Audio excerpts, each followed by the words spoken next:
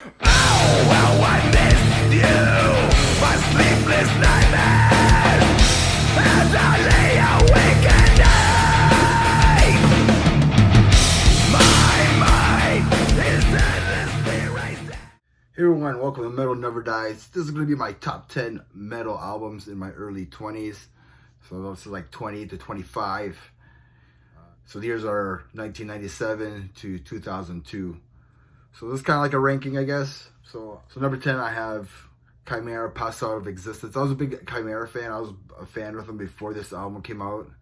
When did it come out? I think year 2000 or 2001. I think 2001 it came out. And yeah, it just sounded too polished, this CD, but I still loved it.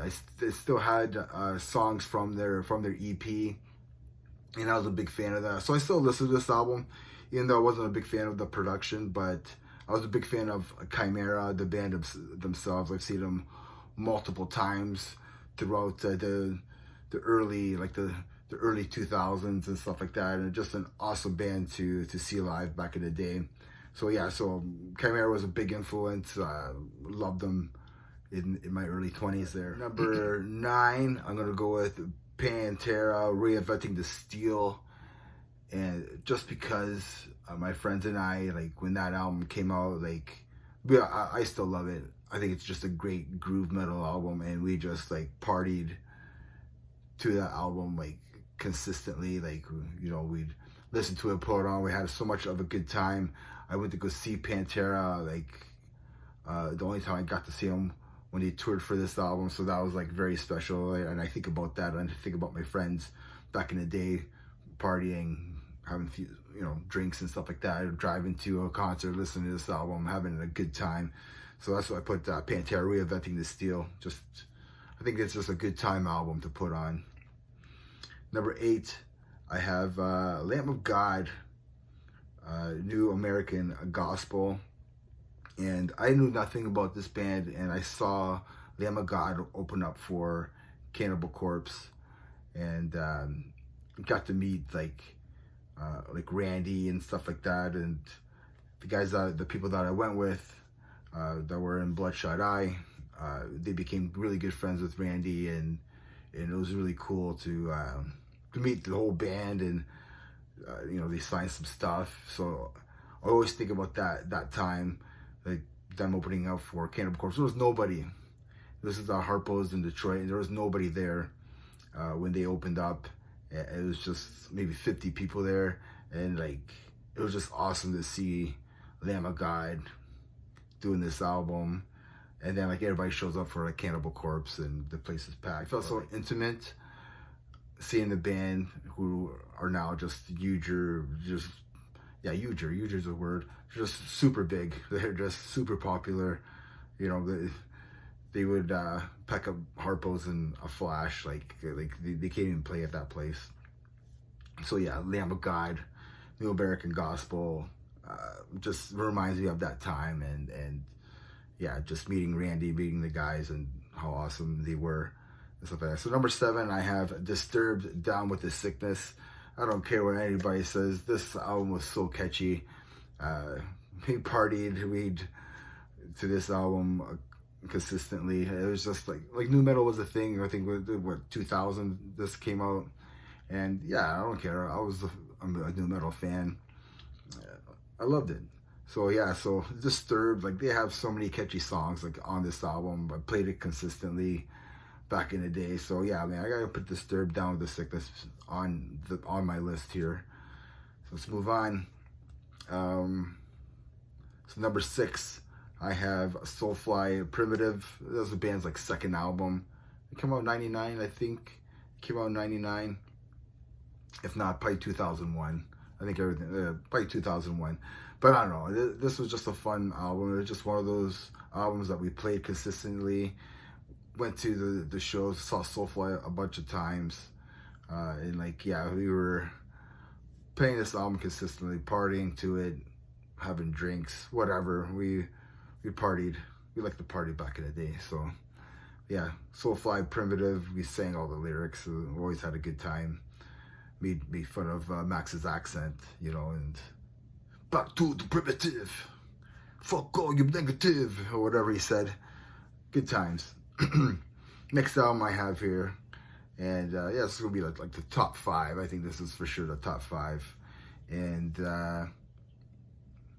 yeah, number 5, I'm gonna go Hatebreed, Perseverance. I think it came out 2001 as well. I was a big Hatebreed fan back in that time, and that's just that hardcore element that they had, the breakdowns. Just went to a bunch of shows when I saw these guys. Went to a bunch of shows. I saw them a bunch. I think in 1 year, I think I saw them like 5 or 6 times. They were a big influence. When I was in Bloodshot Eye, we cover a few of their songs and stuff like that. We put them in our set list just because of the breakdowns and stuff like that. It was good. Hardcore stuff. Hatebreed back in the day, yeah, the Perseverance, played that album consistently back at that time. Number 4, I'm gonna go with Slayer, God Hates Us All. Yeah, this album came out in 2001.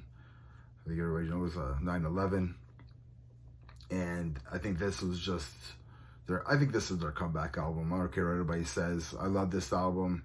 I saw them on that tour for the first time on this album. So, you know, there's a lot of first times, you know, in 2001, I went to a lot of stuff. So, you know, had a job. I had a job. So I had some money. I was single. It didn't matter. Me and my friends, we just go out, have a few drinks, and go have some fun. Go to a bunch of shows in Detroit. And yeah, seeing Slayer, being a Slayer fan, like this album was like, I think everything it was just perfect at that time. The production, everything else that was going on. Slayer, God Hates Us All, like, yeah, it would always be up there for me. Number 3, I'm gonna go with, number 3, I'm gonna go with Machine Head, The More Things Change, and The Burning Red, because I'm gonna say The More Things Change because that got me into like heavier stuff. And that came in 1997, and then The Burning Red came out like in 2000. And yeah, I was a big Machine Head fan at the time. And yeah, I saw Machine Head on the Burning Red tour, but like The More Things Change made me a fan of the band. And like, yeah, that got me into that got me into Burn My Eyes, and just got me to heavier stuff.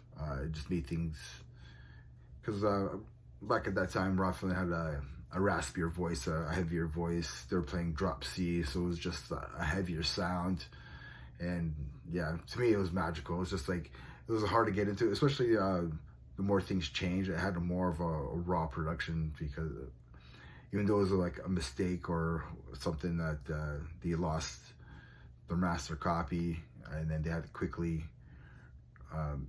get a new master copy done, and so it was rushed, so it had that raw sound. And you know, it is what it is, but I don't know, I just love The More Things Change. And then I do love The Burning Red because of going to the shows, and that was the album that they were touring for. So number 2, I'm gonna go with Testament, The Gathering. That came out in 98 or 99, 98 or 99. Either way, I love that album. That made me a fan of the band, and I think it's their best album. It's my favorite album from them. I don't know if it's their best album. It's my favorite album from the band, and yeah, I just love it. They're just a super group of a lineup. You have Dave Lombardo, of course. You got Chuck Billy. You got Eric playing guitar. They have James Murphy playing guitar, and then they got the man Steve DiGiorio on bass. So like, this was just a huge album. It had thrash elements, it had a bit of death metal elements, it had a lot of grooving elements in it. It was just a heavy album at that time. And I'm gonna say number 1 album is Death, Sound of Perseverance. This made me want to go play metal, be in a band and stuff like that. Came out in 1998, and it just made me a fan of Death. It made me want to like do some music. It made me want to play. It made me want to play some music and try to like do something. Just be in a band. and make some music because I loved metal, and I thought I could probably do at least play guitar or something, try it. I didn't think I was going to be a vocalist, but and had so much fun with being in the band and everything else. So yeah, so number one I have to go with at that, especially at that time, and still, yeah, Death, The Sound of Perseverance has to be my number one album in my early 20s. So let me know if you have a list of your early 20s, whatever years range that was. Let me know your list. And remember, everybody, metal never dies. Cheers.